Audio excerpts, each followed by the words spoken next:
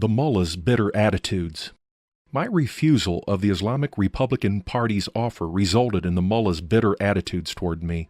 When they saw that they had lost their credibility with the people, they sought to retain power through any means possible.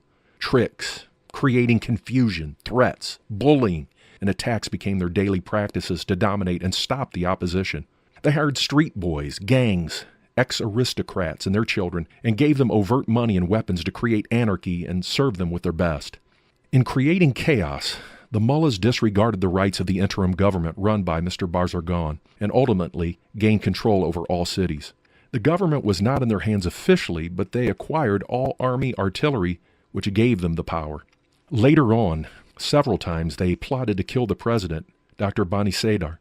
Finally, he, who had won the election with 80% of the people's vote, fled and took refuge in France.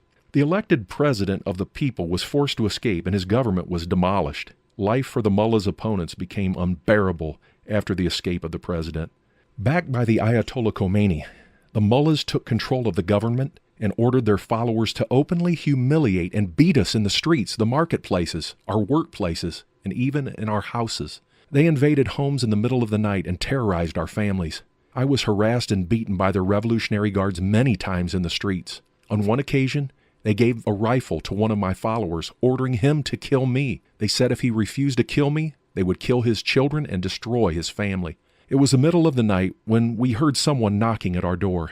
When I opened the door, I saw my friend and co-worker pointing a rifle at me. With astonishment, I asked, "What is the matter? What is this in your hand?" He cried and refused to kill me. He said that his children's lives were in danger if he did not kill me.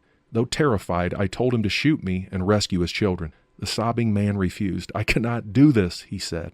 I pulled him inside and we discussed a solution. He decided to go back to his home, get his wife and children, and leave the city immediately.